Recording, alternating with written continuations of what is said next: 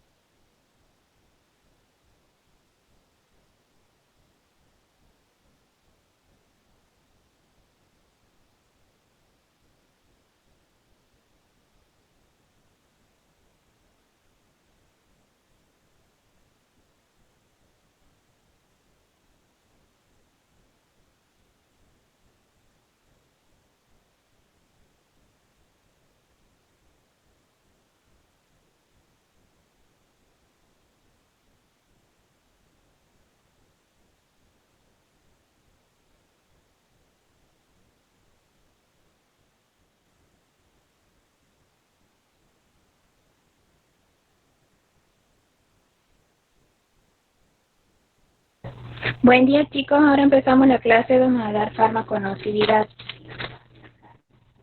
Ustedes me van a avisar cualquier cosa si el audio les llega mal, porque no me está dando bien el internet. Cualquier cosa me avisa y volvemos a retomar de donde quedamos. Y bueno, yo les voy a dar todo el tema y al finalizar la clase el doctor les va a responder las dudas que tengan, ¿sí?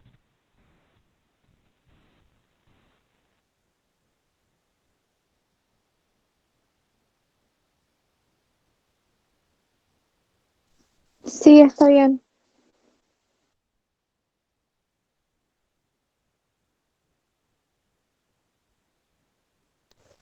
Se escucha perfecto, Mariana. Gracias, José.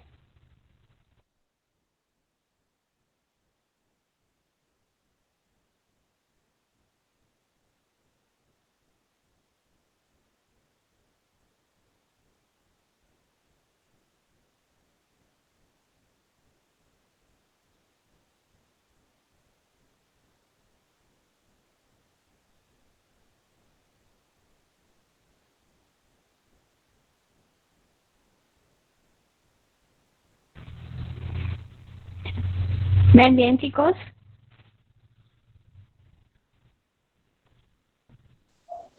Sí, se ve bien.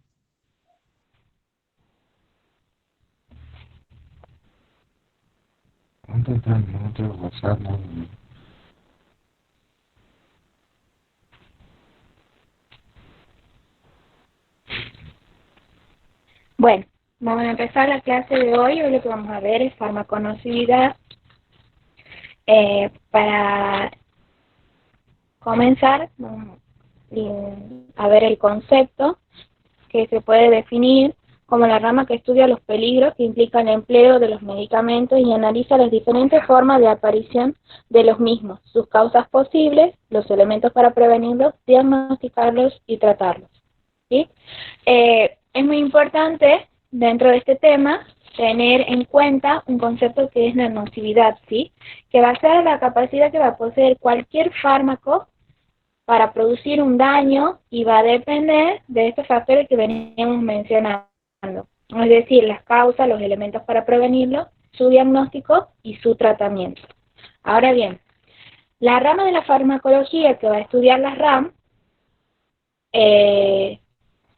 va a ser la farmacovigilancia, que como ya veníamos viendo es la ciencia que trata de investigar y evaluar la información sobre los medicamentos, sobre los efectos de los medicamentos, para con el objetivo de prevenir los daños en los pacientes, ¿sí?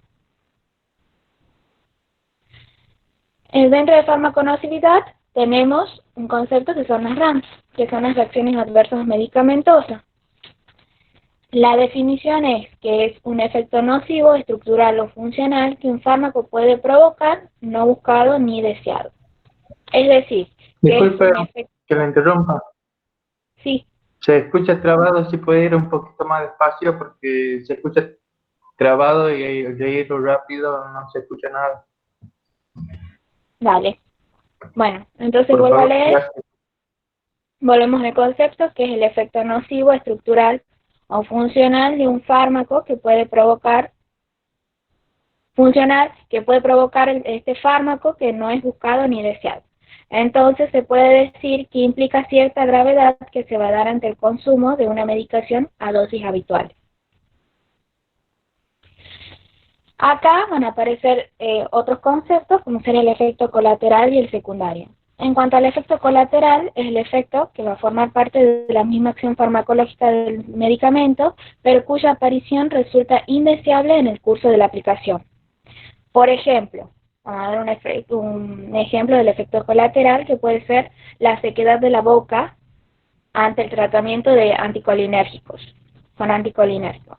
¿Qué hacen los anticolinérgicos? Que esto lo vamos a ver ahora cuando empecemos un sistema nervioso, pero para que sepan, reducen o bloquean los efectos producidos por la acetilcolina en el sistema nervioso central y periférico. Un dato para que tengan en cuenta. El otro concepto es el efecto secundario, que es el efecto que va a surgir como consecuencia de la acción fundamental, pero no va a formar parte inherente de ella. Por ejemplo, la hipopotasemia que puede presentarse con el tratamiento de antidiuréticos. Para que quede más claro, podemos decir que es el efecto que va a derivar de la acción primaria de ese fármaco que estamos consumiendo o administrando. Luego tenemos la reacción alérgica, que es cuando el fármaco o sus metabolitos van a adquirir un carácter antígeno y provocan así una reacción de naturaleza inmunológica. Reacción idiosincrática, que va a estar determinada por factores genéticos que se caracterizan por una respuesta normal de ciertos individuos frente a un fármaco. Por ejemplo, tenemos que un individuo con déficit de colinesterasa, que es una enzima que se va a hidrolizar para la succinilcolina, produciendo una acción paralizante aumentada de esta. Luego tenemos el otro concepto, que es la toxicidad, que es el efecto debido a la acción directa del fármaco a dosis elevadas que puede producir un daño. Es decir, todos los fármacos van a ser tóxicos en sobredosis, o también nos puede suceder en algunos pacientes con afecciones tanto hepáticas o renales, que les puede causar un efecto tóxico con dosis habituales. Ahora tenemos la clasificación de las RAM. Vamos a encontrar tres tipos de clasificaciones. Tenemos las RAM de tipo A, de tipo B y las mixtas. Para empezar, vamos a empezar con las de tipo A, que son las más comunes, aproximadamente son un 75% de las RAM, y que son de dosis dependiente. La frecuencia y la gravedad van a estar relacionadas con la dosis, tienen una baja mortalidad, pero ¿cómo se revierte este tipo de RAM? Ajustando simplemente la dosis. Ahora las causas que las producen tenemos de tres tipos. Tenemos farmacéuticas, farmacocinéticas y farmacodinámicas. En el caso de las farmacéuticas, encontramos que la presentación, es decir, en la forma farmacéutica que nos viene ese fármaco, va a ser un motivo determinante de la RAM, porque va a determinar la cantidad y la velocidad de absorción de esa sustancia. En cuanto a la farmacocinética, tenemos que van a depender de interacciones con otros medicamentos o sustancias endógenas patológicas asociadas, por ejemplo, a la edad y a la genética. Y en cuanto a las causas farmacodinámicas, hay variabilidad en el número de moléculas y la afinidad de los fármacos que van a causar. ¿Sí? ¿Podés repetir farmacocinética? Se cortó esa parte. Dale. Se cortó la parte farmacocinética. Bien. Veníamos diciendo que las causas de las RAM tipo A pueden ser tres: farmacéuticas, farmacocinéticas y farmacodinámicas. Las farmacocinéticas van a depender de interacciones con otros medicamentos o sustancias endógenas por patologías asociadas, por ejemplo, edad, genética, bueno. Y en cuanto a la farmacodinámica, las causas por farmacodinamia es cuando hay una variabilidad en el número de moléculas y la afinidad del fármaco que van a causar una RAM, en casos que el organismo no pueda actuar con sus propios mecanismos compensadores. Bien. Acá es muy importante tener en cuenta algo que ustedes ya vienen viendo, que son los 5 correctos. Que es paciente, día, hora, dosis y el fármaco correcto. Y también tenemos que tener en cuenta si se está administrando otro fármaco para ver qué tipo de interacciones pueden suceder al administrarse dicho fármaco. Bueno, tenemos por otro lado las RAM de tipo B, que en este caso son menos frecuentes, aproximadamente un 25% de las RAM son de tipo B, no son previsibles, son peligrosas, son independientes de las dosis, y algunos ejemplos de este tipo de reacción son la intolerancia y la alergia. Y el tratamiento va a ser directamente la suspensión del fármaco. Las causas, acá vamos a encontrar dos tipos de causas, que una es la hipersensibilidad metabólica o hipersensibilidad inmune. En cuanto de la hipersensibilidad metabólica, se produce una idiosincrasia, que es una reacción determinada genética y aparentemente normal que en algunos pacientes van a presentar ante un fármaco determinado. En este caso de hipersensibilidad metabólica, se va a dar por alteraciones genéticas produciendo un déficit enzimático o algunas patologías. Y en el caso de hipersensibilidad inmune, que son el caso de las alergias, van a responder a un mecanismo inmunológico por el cual un fármaco o los metabolitos de este fármaco que estamos administrando se comportan como antígenos. En el caso de las RAM tipo mixta, tenemos dos tipos de causas. Una es la descomposición del producto activo del medicamento, como en el caso de que nos puede dar, en este caso, el síndrome de Fanconi, que el síndrome de Fanconi se va a dar por el uso de tetraciclinas caducadas.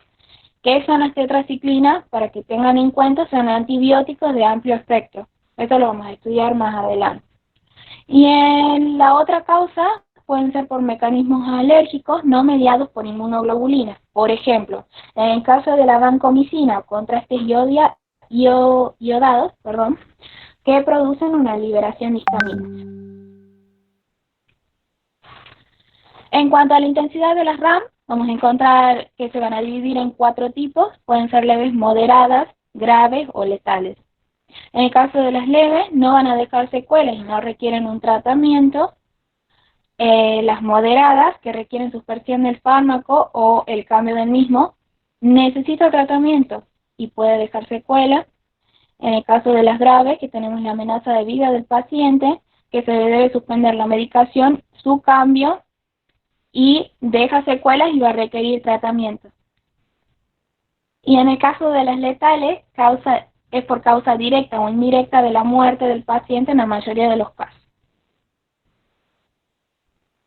Bien, para continuar, otro concepto importante que tenemos es la intoxicación, que es una acción producida por una sustancia tóxica a pequeñas dosis, por ejemplo venenos, o por cualquier otra sustancia a dosis excesivas. Causas, pueden ser tanto por causas intencionales o accidentales. En el caso de las intencionales, por ejemplo, puede ser una autoagresión o una tentativa de homicidio, o en el caso de las accidentales pueden ser por sustancias alimenticias en mal estado, por picaduras de algunos animalitos, pueden ser víboras o, por ejemplo, alacranes, bueno.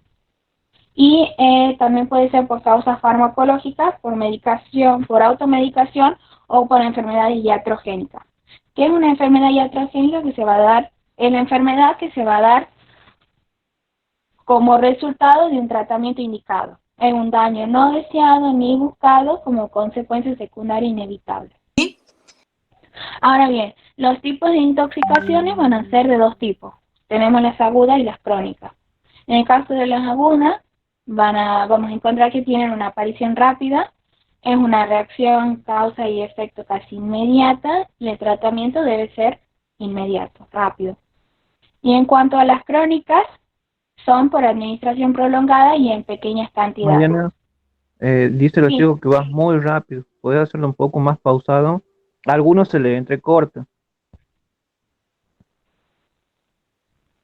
Bueno, Y recién empieza a descontarse, no, digamos, sí. la calificación. Ahora que Continuamos, vamos a María. ver, Perdón, Melanita. son, Continuamos sí. y luego vamos viendo cada paso nuevamente. Bueno, doctor, gracias. Bueno, ahora para continuar vamos a ver los principios de tratamiento de una intoxicación medicamentosa aguda.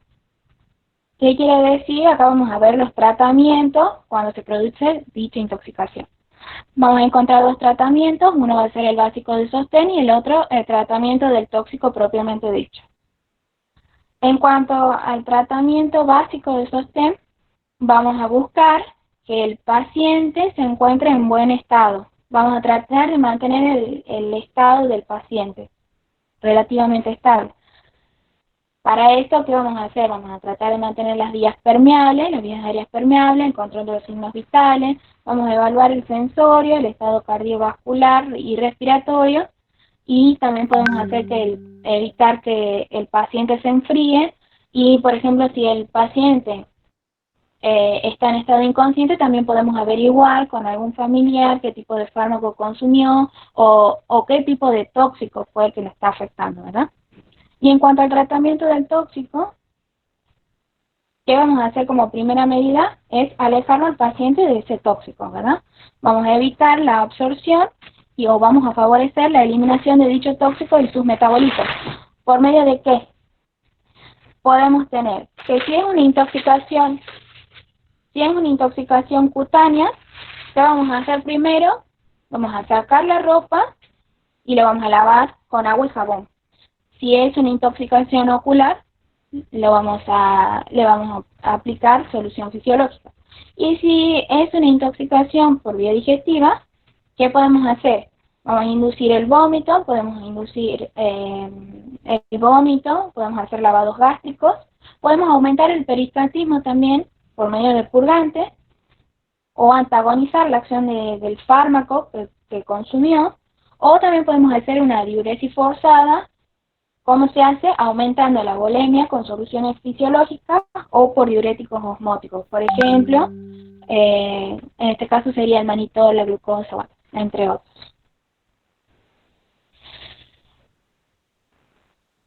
Para continuar vamos a seguir con la farmacodependencia. ¿Qué es la farmacodependencia? Es una enfermedad biopsicosocial que se va a caracterizar por un abuso de sustancias que modifican el estado de ánimo. En cuanto a la dependencia psíquica, es el deseo de administrar una droga, que van a utilizar dicha droga como un apoyo psicológico para una sensación de bienestar. Es decir, en la adicción, acá lo que vamos a tratar de ver es la adicción a los fármacos. Tenemos la dependencia física, que es un estado caracterizado por la necesidad inevitable de administrarse una droga y o un fármaco de manera tal que se mantenga en el organismo para mantener las funciones vitales relativamente normales. Y otro concepto es la tolerancia, que es la tendencia a incrementar la dosis para obtener los mismos efectos iniciales.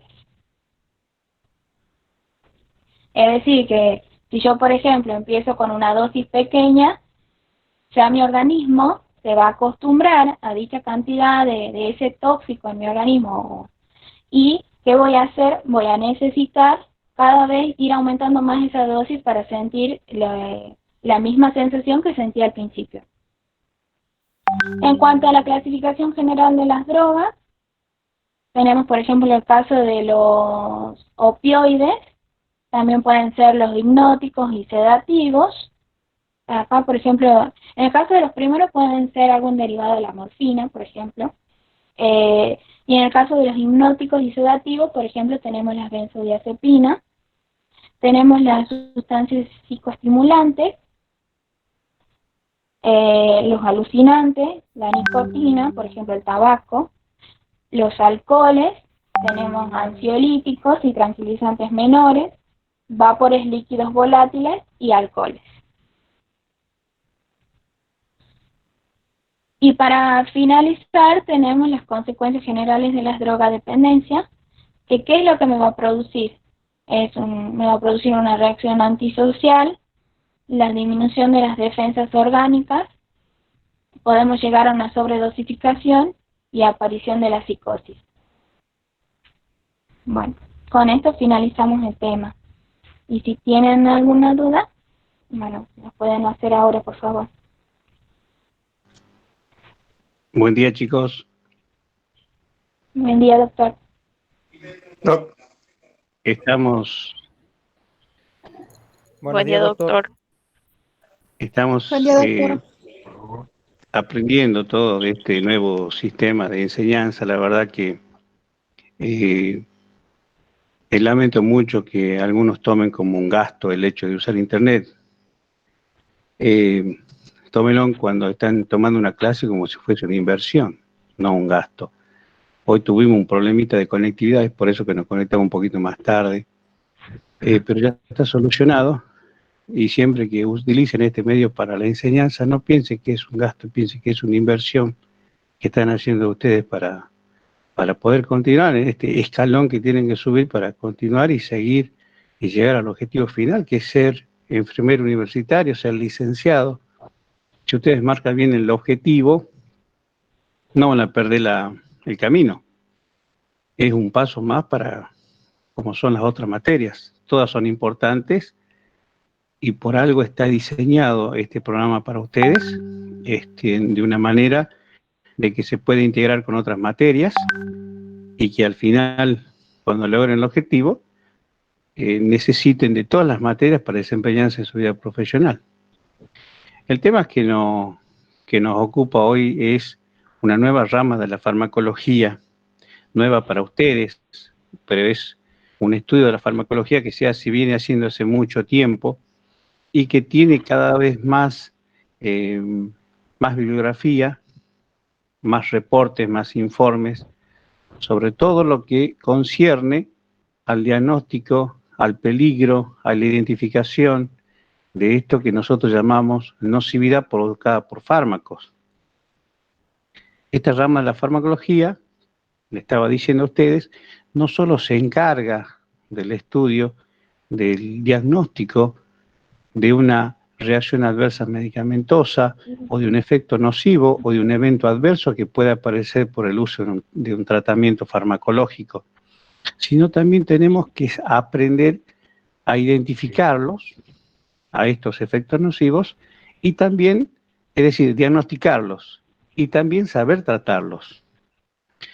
Es una amplia rama de la farmacología que tiene sus clasificaciones y nosotros insistimos en sus clasificaciones porque hace que el estudio sea mucho más sencillo.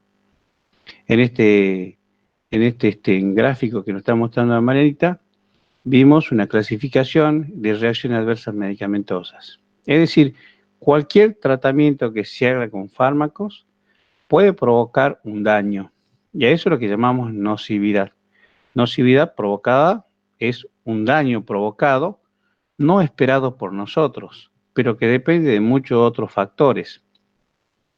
Va a depender del paciente, va a depender de la idiosincrasia del paciente, va a depender de la respuesta inmune del paciente, va a depender del estado de enfermedad o no del paciente. ¿Por qué digo de estado de enfermedad? Si hablamos de insuficiencia cardíaca asociado a un fármaco que podemos administrar, este puede provocar nocividad si no se elimina correctamente. Lo mismo, si administramos un fármaco en una insuficiencia hepática, ustedes saben que se puede provocar interacciones medicamentosas y aparecen estas nocividades farmacológicas. O bien, nocivo puede ser cualquier daño a pequeñas dosis o a grandes dosis. Podemos tener una mala interpretación de la dosis, administrar a un niño una dosis no correcta y aparecer este fenómeno de nocividad. Es decir, todo fármaco tiene esta particular forma de manifestarse y este potencial peligro de provocar daños no deseados por nosotros, obviamente. Algunas veces los estados de enfermedad pueden provocar nocividad, pero a veces los estados fisiológicos como el amamantamiento o el embarazo también es causa de nocividades de fármaco. Evidentemente acá estamos viendo un fenómeno fisiológico del organismo. El estado de prematurez también puede provocar, por su inmadurez hepática, la administración de un medicamento y provocar daños nocivos. Es decir, aparición de reacciones adversas medicamentosas o eventos adversos en algunas literaturas descritas como efectos colaterales. Lo mismo en un anciano, que es un estado fisiológico por el cual vamos a pasar todos, también ese estado de involución hepática puede provocar un fenómeno de nocividad. Es decir, el hecho de que el paciente tenga una enfermedad o una patología previa también interviene mucho en este proceso de la farmaconocividad. Y también funciones fisiológicas, hablábamos del estado menstrual, hablábamos, por ejemplo, del estado de amamantamiento, que son fenómenos fisiológicos, pero que también pueden provocar este estado de farmaconocividad. Lo importante es que, como personal de salud, lo importante es como enfermero universitario, como licenciado, saber identificar esta reacción adversa. Es por eso que en una de las primeras clases decíamos que estamos obligados a conocer la farmacopea de mi servicio. En el lugar donde me toque actuar como enfermero, como licenciado, debo conocer la farmacopea del servicio y debo conocer, evidentemente, las reacciones adversas propias por el uso de ese fármaco. Pero también hay estados patológicos o estados fisiológicos que pueden alterar el efecto de ese fármaco provocando nocividades. ¿Se entendió hasta ahí? Hemos clasificado, generalmente la hacemos en dos partes, la reacción adversa medicamentosa dosis dependiente y la reacción adversa medicamentosa tipo B o no dosis dependiente. Las primeras, las reacciones adversas tipo A o dosis dependiente, como su nombre lo dice, a mayor dosis, mayor frecuencia de aparición de esta nocividad. En cambio, las dosis independientes, como su nombre lo dice, es independientemente de la dosis. No importa que administremos 0,1 miligramos o administremos 1 gramo de un fármaco, siempre va a aparecer. Muchas veces, ya vamos a hacer un repaso de lo que es interacción farmacodinámica, muchas veces esa asociación que nosotros hacemos en lo que llamamos interacción medicamentosa, no siempre es con un fin, no siempre es para que aparezcan nocividades. Muchas veces la utilizamos, y menos descripta, para lograr un efecto terapéutico. Pero en esas interacciones medicamentosas que hacemos referencia, aparecen justamente también estas nocividades con mayor frecuencia. Volviendo al tema de la clasificación de las reacciones adversas medicamentosas tipo A, se las puede reproducir en animales de reproducción. Se puede ver que administrando mayor dosis aparece el efecto colateral nocivo que conocemos. Por ejemplo, el uso de aspirina. El uso de aspirina, ustedes saben que es de uso común, de uso rutinario, es una droga que utilizamos como automedicación, es una droga de abuso y de uso irracional, le decimos nosotros, uso irracional del fármaco. En la Argentina lo damos devuelto. Y vamos a ver que va la aspirina, el ácido acetilsalicílico, su nombre químico, tiene muchas reacciones adversas medicamentosas tipo A. A mayor dosis, mayor evento medicamentoso, mayor reacción adversa medicamentosa. ¿Qué provoca a nivel? Preferentemente a nivel gastrointestinal podemos observar la aparición de epigastalgia, gastritis, sangre oculta en materia fecal, producción de úlcera gastroduodenal, es decir, que puede provocar y provoca, porque está descrito en la literatura, una reacción adversa dosis dependiente. Es decir, el uso crónico de aspirina, hay pacientes que se automedican diariamente con aspirina, cafiaspirina, vallaspirina, y de esa manera logran que su sistema gastrointestinal vaya alterándose.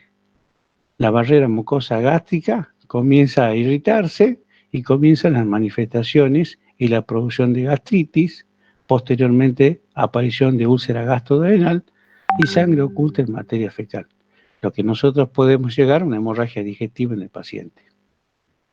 A mayor dosis, mayor efecto adverso, mayor reacción adversa. En el otro caso, de la reacción tipo B, ustedes ven que es dosis independiente. Es difícil de reproducir en animales de experimentación. Y no depende de la dosis. Y son inesperadas. Son inesperadas. Y para ese tipo de reacción es lo que ustedes tienen que estar preparados.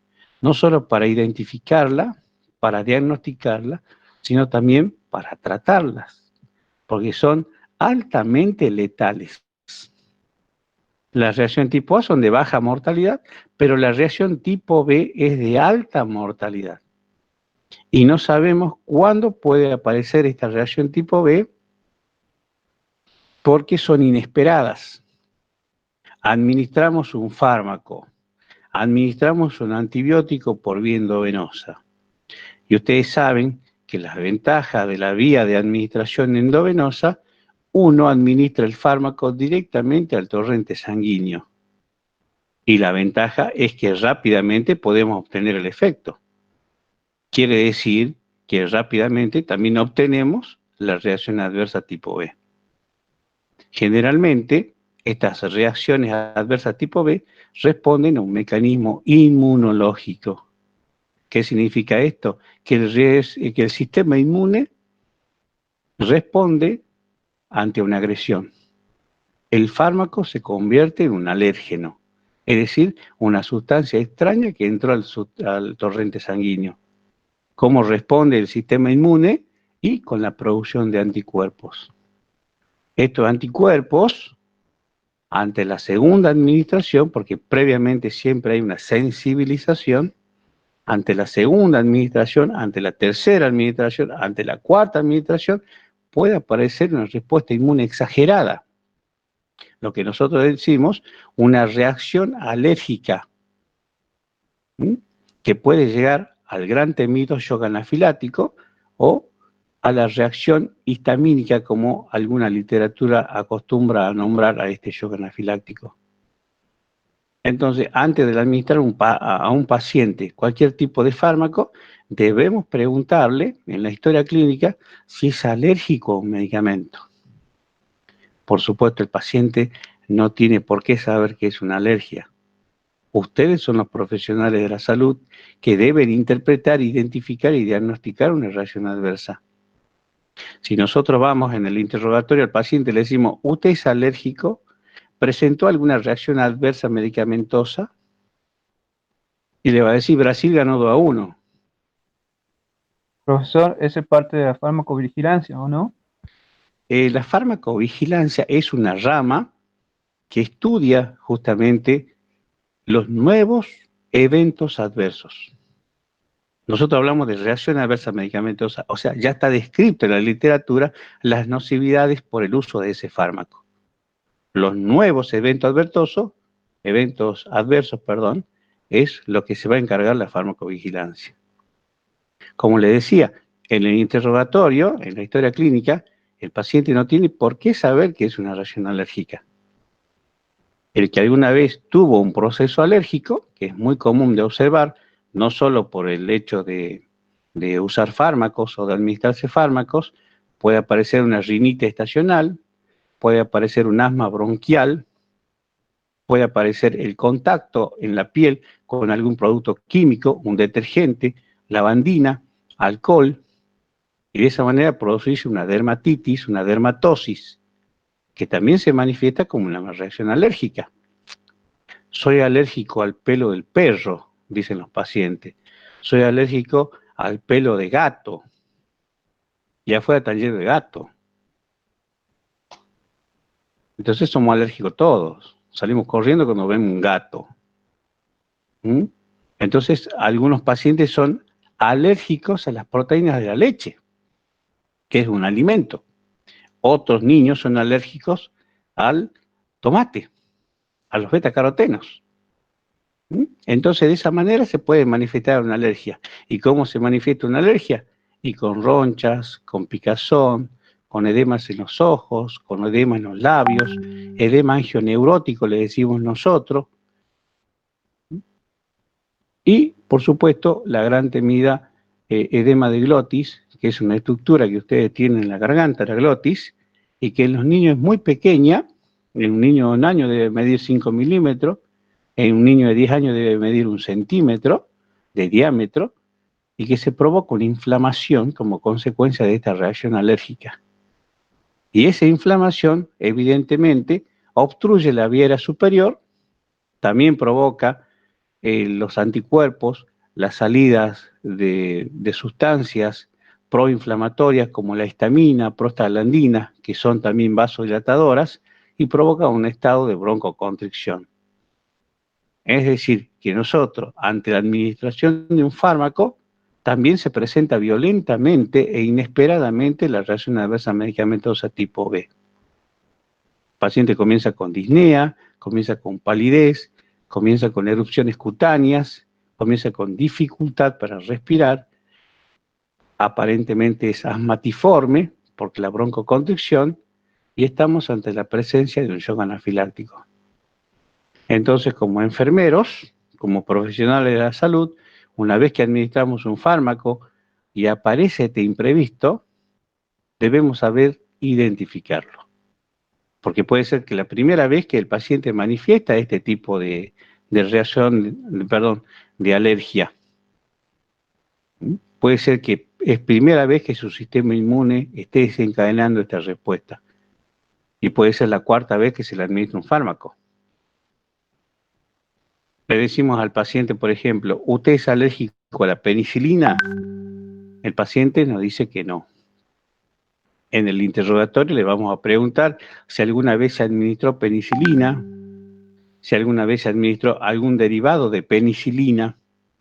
Entonces vamos mucho más seguros a administrar esa dosis de antibiótico. Pero aquel paciente que pasa una reacción tipo B, una reacción anafiláctica aguda, no se olvida más en su vida y nos relata exactamente el cuadro como sucedió. No podía respirar, me llené de roncha, se me hincharon los ojos y la boca y la lengua, me aparecieron urticaria y son cuadros difíciles de revertir. Difíciles de revertir porque se pone en juego o luchamos contra el sistema inmune del paciente. ¿Se entiende eso, chicos? Ya vamos a ver en el módulo 2 del sistema nervioso autónomo cómo hacemos el tratamiento en el caso que nos encontremos con esta temible urgencia que es el shock anafiláctico. Lo pueden leer en la literatura como shock anafiláctico, como shock histamínico, y van a ver que dentro de la fisiopatología de este proceso agudo urgente, el sistema inmune es el responsable del cuadro clínico del paciente. Por supuesto, en este caso que estamos hablando, desencadenado por un fármaco, que el fármaco es un alérgeno. Y esa respuesta inmune crea un pool de anticuerpos, generalmente inmunoglobulina E, y esa inmunoglobulina se adosa a los matocitos, que son células cebadas o glóbulos blancos que nosotros tenemos en nuestro organismo, en nuestra sangre, y estos glóbulos blancos, estos mastocitos, están cargados de sustancias proinflamatorias como la histamina, la prostaglandina y otras sustancias inflamatorias responsables del cuadro.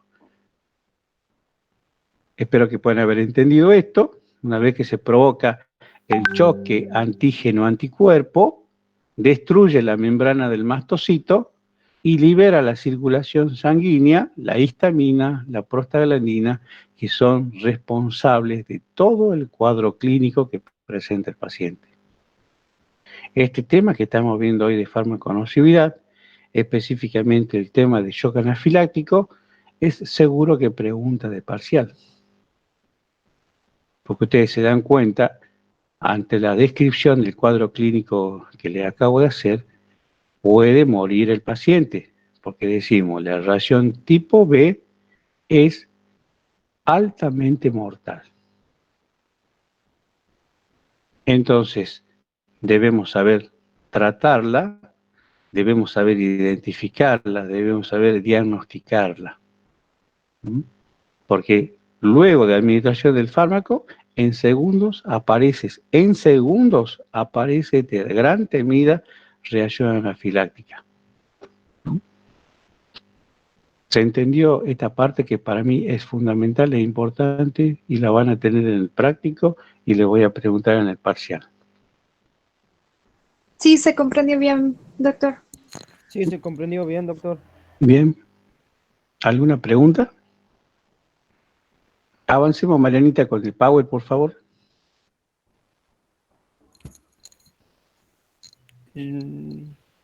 Justo de eso le iba a preguntar, profe. Dígame. De las reacciones mixtas. Sí, bueno, las reacciones mixtas justamente son una combinación de ambas reacciones. Son raras, algunos autores por ahí no la tienen en cuenta, pero hay un mecanismo también, responde a los dos tipos de mecanismos que estamos hablando nosotros, a la dosis y al sistema inmune. Es una combinación de ambas reacciones adversas.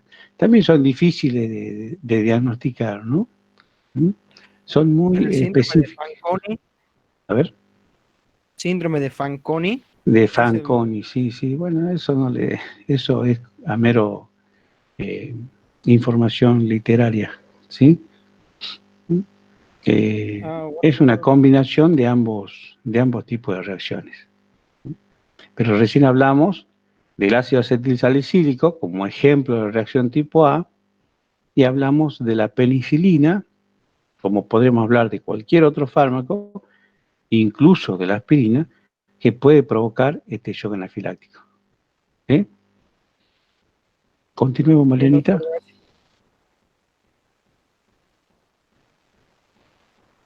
Ahí está perfectamente clasificada las reacciones adversas medicamentosas de acuerdo a la intensidad: leve, moderada, grave, letal. Vean ustedes que las leves no dejan secuelas, las moderadas ya pueden dejar secuelas, las graves dejan secuelas, y bueno, y las letales, las secuelas quedan en el cementerio. Sigamos, Marianita. Todo esto es meramente conceptual, ustedes lo tienen que saber sí o sí. Acá está otra clasificación de acuerdo a las causas, de acuerdo a la evolución, que puede ser aguda o crónica. Esto donde decimos intoxicación aguda, propiamente dicho, aparece rápidamente las manifestaciones clínicas, es prácticamente inmediata. Pero cuando hablamos de una intoxicación crónica, ustedes ven que el alcohol puede provocar una intoxicación crónica. El cigarrillo puede provocar una intoxicación crónica.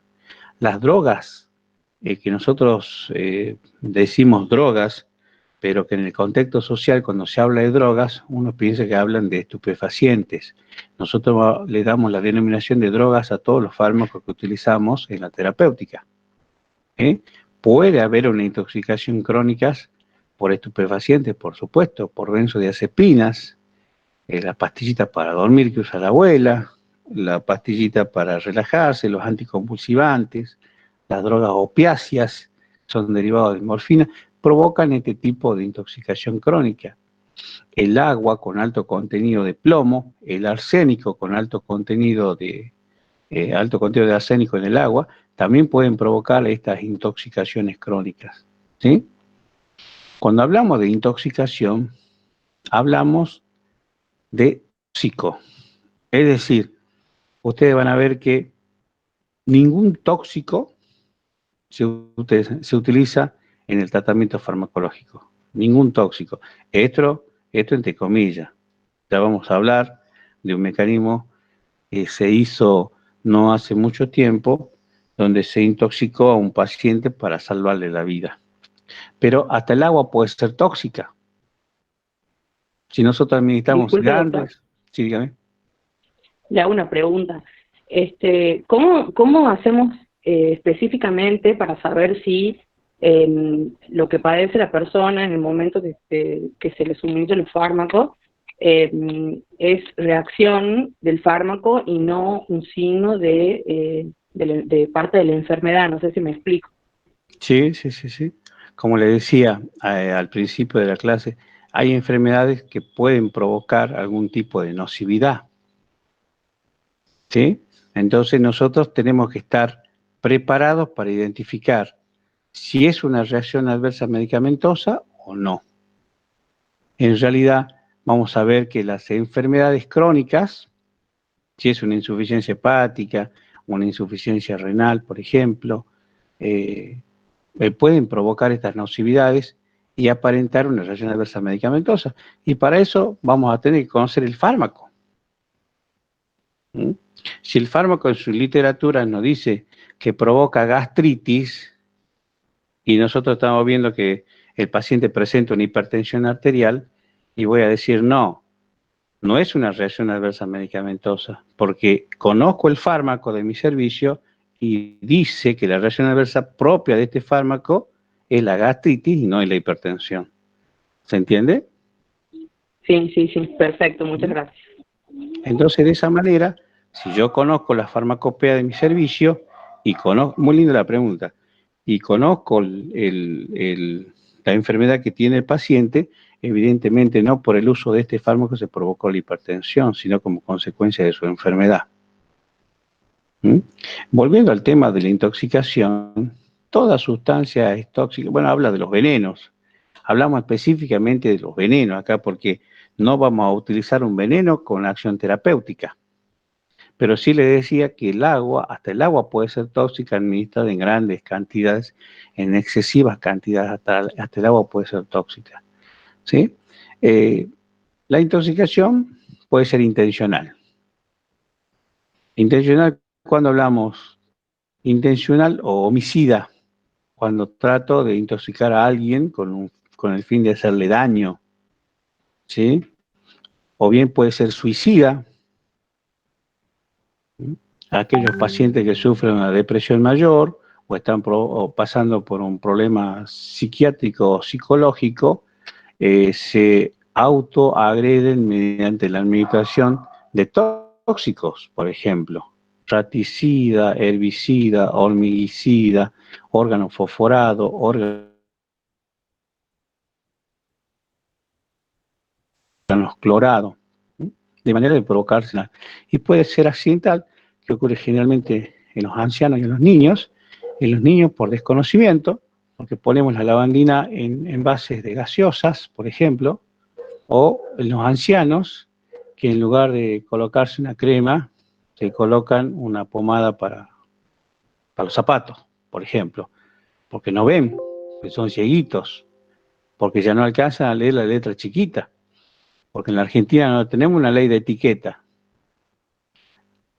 Para que ustedes sepan, debería existir una ley de etiqueta, donde yo pueda ver en la gaseosa los productos que tiene. Yo les aseguro que ustedes tienen buena visión por la edad que veo, por sus fotos, son jóvenes, vitales, y ustedes pueden leer hasta la letra más chiquita que es una etiqueta. Pero ¿por qué tan chiquita la letra? Yo le tengo que sacar fotos con el celular y ampliarla para ver tiene qué cantidad de sodio. Porque acá en la Argentina no existe una ley de etiquetas. ¿Se entiende? Entonces, si nosotros que nos cuesta ver la letra chica, ¿se imaginan un abuelo de 80 años, que trata de administrarse un fármaco y no lee o no ve? Entonces, esas intoxicaciones se pueden provocar en forma accidental, en forma intencional, en forma homicida, en forma suicida y también puede ser laboral. Trabajar distribuyendo naftas, trabajar en una fábrica de pintura, expendiendo pintura, una intoxicación con plomo, por ejemplo, o la intoxicación crónica que nosotros vemos en la gente que son tabaquistas crónicos. Sigamos, Marianita, por favor. ¿Alguna pregunta que vaya apareciendo para que vayamos redondeando el tema? Bueno, estos son los principios. Profe, sí, dígame. Alguna compañera pregunta enfermedad iatrogénica. Si le podía aclarar esta enfermedad. Y bueno, la enfermedad iatrogénica es algo producida por desconocimiento, por ejemplo. Yo puedo hacer un tratamiento iatrogénico, es decir, administrar un fármaco que no conozco. ¿Puedo administrar un fármaco que no conozco?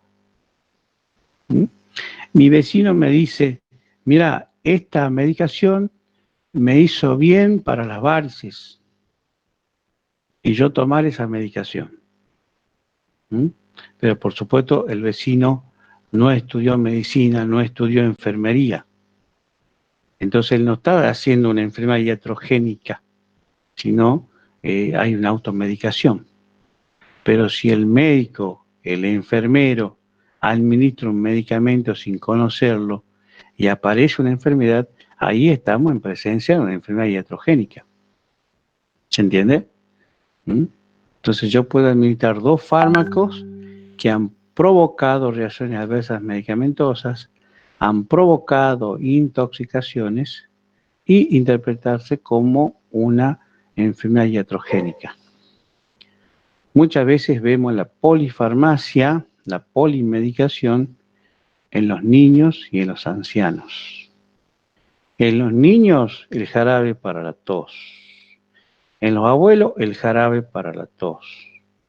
En los niños, el broncodilatador. En el abuelo, el broncodilatador. En los niños, el antitérmico. En los abuelos, los analgésicos. Entonces, si por cada acción de un fármaco espero 3 o más reacciones adversas medicamentosas, si estamos hablando de 3 fármacos en el niño y 3 fármacos en el adulto, estamos hablando de por lo menos 9 reacciones adversas medicamentosas. ¿Se entiende? ¿Y qué estamos haciendo en el abuelo y en el niño? Con 9, mínimo 9. 3 acciones buenas y 9 reacciones adversas medicamentosas. ¿Mm? Entonces, el niño está irritable, al niño le duele la pancita, ¿Mm? El niño vomita, y el niño llega a la consulta y le sacamos todos los fármacos. ¿Y se curó? ¿Y por qué se curó? ¿Porque era el tratamiento que lo estaba enfermando? ¿Eran las reacciones adversas medicamentosas que se evidenciaban en ese niño? ¿Estábamos en presencia de una enfermedad farmacológica? ¿Se entiende, chicos? ¿Mm? Entonces, mucho cuidado al administrar un fármaco. Por cada acción farmacológica de esa droga, se presentan por lo menos 3 reacciones adversas medicamentosas. ¿Mm? Entonces, a eso es lo que llamamos enfermedad farmacológica. En la polifarmacia, ustedes van a ver que en los ancianos o en los pacientes hospitalizados utilizamos más de un fármaco. Paciente añoso, paciente diabético, paciente hipertenso, paciente tabaquista, paciente obeso, paciente dilipémico, paciente hincha River. Existen muchas enfermedades asociadas. ¿Han entendido, chicos? Sí, Doc. Bueno, esto de la intoxicación medicamentosa aguda, hablando específicamente del uso de fármacos, porque también existen intoxicaciones agudas o crónicas como el uso de tóxicos. Nosotros hacemos específicamente referencia a lo que es la intoxicación medicamentosa aguda. ¿Sí? En lugar de tomar una pastilla, me tomo todo el blister. ¿Por qué? ¿Por una causa intencional? ¿Por una depresión? ¿Por un desengaño? ¿Porque me dejó el novio y la novia? ¿Porque me metió en la goma en fármaco? Y entonces hago una intoxicación deliberada. En lugar de tomar un comprimido, tomo 20 comprimidos del fármaco. Entonces nosotros tenemos que estar preparados para saber cómo hacemos el tratamiento en la intoxicación medicamentosa aguda. Es un tema aparte hablar de esta rama de la farmacología, que la introducimos dentro de la farmaconocividad a la intoxicación medicamentosa aguda. Se hace tratamiento básico de sostén como primera línea. Entonces, ¿qué vamos a hacer en el tratamiento básico de sostén? Lo lógico, si respira el paciente, si no respira el paciente, ¿qué vamos a hacer? Ventilarlo, despejar la vía aérea. ¿Se entiende?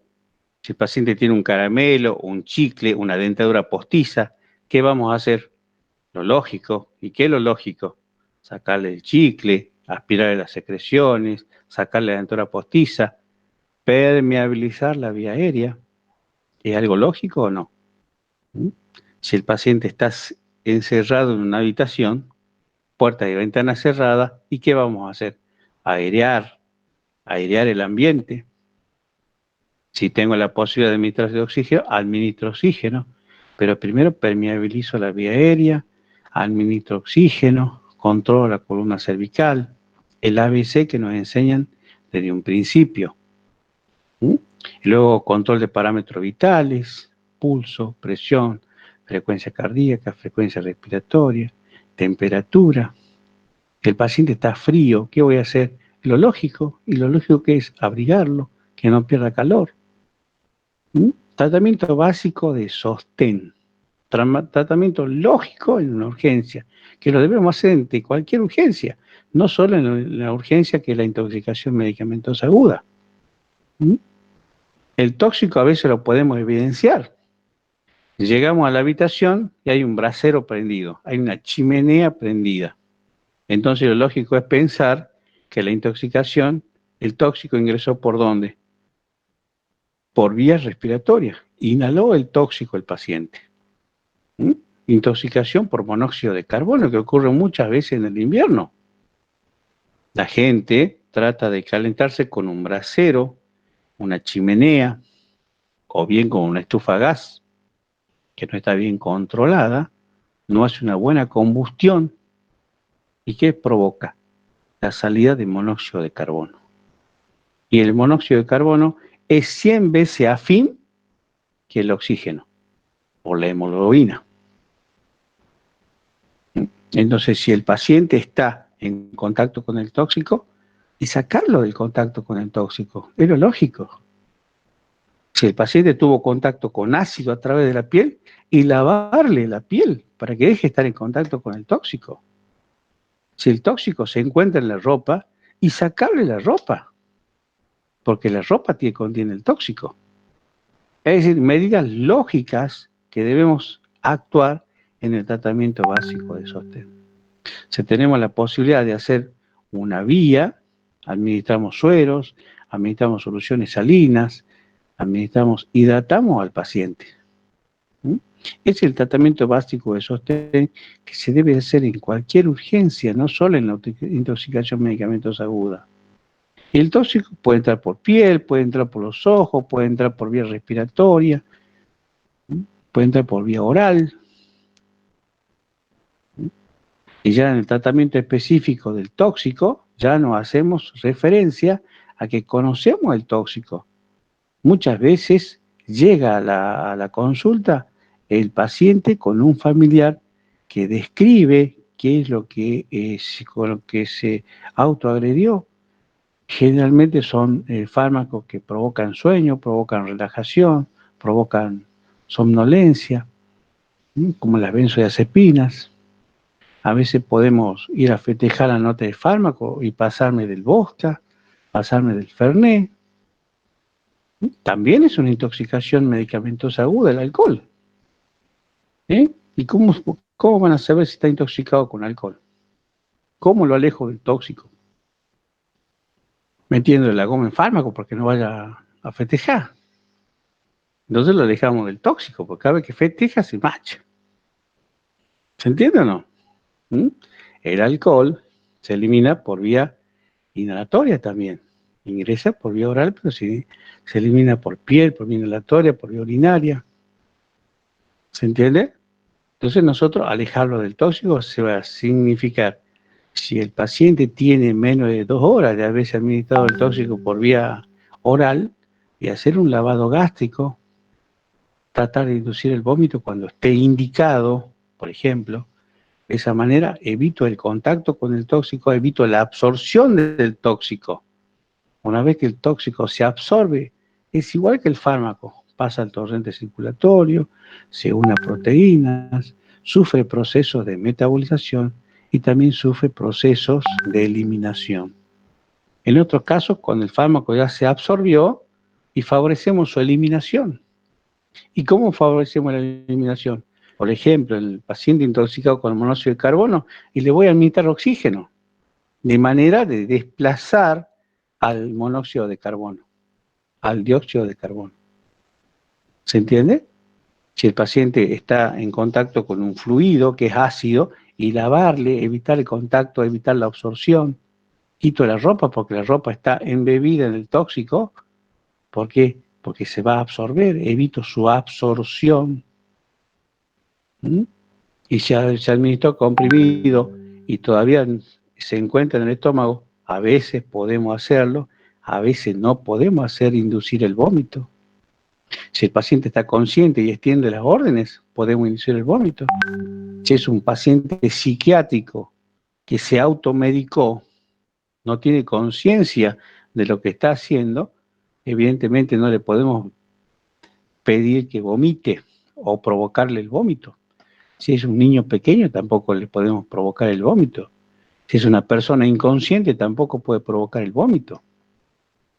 ¿Se entiende? Si es un paciente que está convulsivando y no voy a provocar el vómito. Entonces hay indicación y contraindicaciones para el vómito. Y si el fármaco ya se absorbió, porque lo encontraron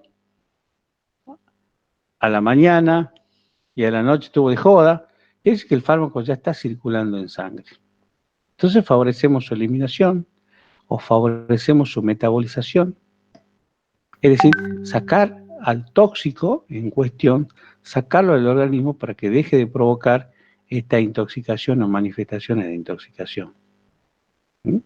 Este capítulo lo vamos a volver a repetir, lo vamos a volver a ver en la próxima clase, porque intoxicación medicamentos aguda es un capítulo muy grande, pero que está dentro del módulo de la rama de la farmacología, que es la farmaconocividad. ¿Alguna pregunta, chicos? Bastante claro, profe.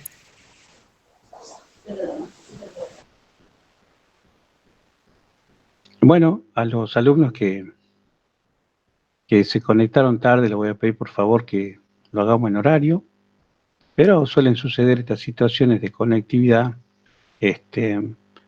y vamos aprendiendo de este nuevo orden que le llaman, de esta nueva forma de enseñar, que no es lo normal, no nos vamos a acostumbrar a esto porque no es lo normal. Lo normal es que el alumno interactúe con el profesor y el profesor interactúe con el alumno. Nos veamos la cara y digamos las opiniones que tengamos acerca del tema. O acerca de otro tema, ¿por qué no? Profe, disculpe, en el tema de la dependencia y la tolerancia, en la tolerancia se refiere al techo del medicamento, que todos los medicamentos tienen un techo de tolerancia, a eso hace referencia, ¿verdad?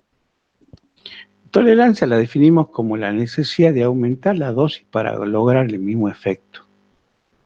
¿Por qué se produce el fenómeno de tolerancia? Es muy buena la pregunta. El efecto de tolerancia se produce, ustedes se tienen que imaginar que el fármaco interactúa con el receptor específico. Y a eso le llamamos mecanismo de acción. Cuando yo les pregunte a ustedes cuál es el mecanismo de acción del salbutamol, que tiene una acción broncodilatadora, ustedes me van a responder, interactúa con el receptor beta 2 que se encuentra en los bronquios y que tiene como finalidad esa interacción provocar una acción que es broncodilatadora. Esa interacción que se produce entre la droga y el receptor se termina agotando la acción del receptor. ¿Por qué? Porque la voy estimulando en forma repetitiva. Entonces, el paciente asmático es el claro ejemplo. La terapéutica dice 2 puffs a la mañana, 2 puffs cada 6 horas. Porque está en un proceso agudo de una broncoconstricción, de un espasmo bronquial. Quiere decir que el salbutamol, la droga, va interactuando con el receptor beta 2 en forma repetitiva. Y eso lleva al agotamiento del receptor. ¿Y qué hago para lograr un efecto similar en la siguiente dosis? Administro mayor dosis. Antes hacía 2 PAFs cada 6, ahora 2 PAFs cada 4. ¿Por qué? Para estimular mayor cantidad de receptores.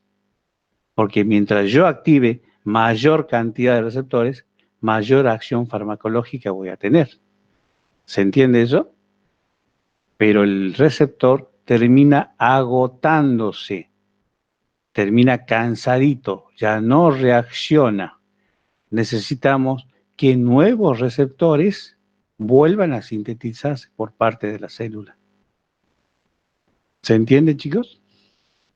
Entonces, esa interacción en forma repetitiva hace que el receptor ya no tenga la misma funcionalidad. Y aparece el fenómeno de la tolerancia. Se ocupan todos los receptores. Y por más que yo aumente la dosis, no voy a conseguir una mayor acción farmacológica. ¿Se entiende? A ese mecanismo responde justamente el fenómeno de tolerancia. Ir aumentando la dosis para lograr el mismo efecto. Pero tiene un punto finito, que es el gran número de receptores ocupados. Ocurre el fenómeno de la tolerancia en todos los fármacos que tienen, hola papá, que tienen este tipo de dependencia, de droga dependencia. Se provoca este tipo de tolerancia. Es decir, todas las drogas consideradas de adicción, tienen el fenómeno de tolerancia. Tolerancia, por ejemplo, provoca el alcohol. Tolerancia provocan los productos del tabaco, que tiene más de 220 químicos el tabaco. Tolerancia provocan también las pastillitas que son para dormir, las benzodiazepinas. La morfina también provoca adicción. El café también provoca adicción, la cafeína. Los cafeinómanos, los consumidores de café aspirina, los consumidores de Coca-Cola. ¿Con qué se toma Coca-Cola? Tengo una pregunta para hacerle. Sí. ¿Me escucha? Sí, perfecto. Estaban hablando del tema le quería preguntar si sucede lo mismo cuando nosotros nos automedicamos y tomamos medicamentos que no son apropiados para la enfermedad que tenemos. ¿Puede ser que nuestro sistema inmunológico se haga más fuerte y cuando tomemos la pastilla adecuada no surge efecto? Pero no es por el sistema inmune, ¿no? El sistema inmune no es responsable de esa tolerancia. Lo que hablamos de tolerancia recién es el receptor que termina agotándose. O sea, el número de receptores es el mismo. La acción del receptor no es la misma, sino que disminuye. ¿Sí? No hablamos tampoco de un sistema inmune fuerte. Nos vamos a ir acostumbrando a lo que es el vocabulario farmacológico o el vocabulario normal que nosotros vamos a decir. Es intenso, es brusco, es agudo. ¿Se entiende? El sistema inmune reacciona en forma violenta. Entonces, esta pregunta que vos me haces con respecto a la automedicación, pueden aparecer reacciones adversas medicamentosas cuando no es el tratamiento específico para ese tipo de enfermedad. Muchas gracias. Vamos a ver nuevamente el tema de la intoxicación medicamentosa aguda. Vamos a volverla a tratarlo para que queden las cosas claras y porque eso es realmente un tema de mucha importancia. Lo van a ver en este cursado, en las otras materias, no veo que esté dentro del programa. ¿Otra pregunta, chicos? Bueno, nos vemos el viernes. Vamos a ver de analizar el práctico también. Vayan realizando el práctico. Hay mucha gente que ha presentado el práctico, mucha gente que sigue conectada. Recuerden ustedes que estas clases no son obligatorias, no se toma asistencia por este medio. Todos tenemos problemas a veces de conectividad. Algunos compañeros no pueden tener el celular adecuado, otros no pueden tener la computadora, otros no tienen internet, y otros que tenemos problemas de conectividad porque recibimos información únicamente por aire y no por cable, por fibra óptica. Bueno, ¿alguna pregunta, chicos? Profe, ¿Sí? ¿el trabajo práctico está basado en este tema también? También, sí. Todo Bien, lo que veamos en clase va a estar reflejado en el trabajo práctico.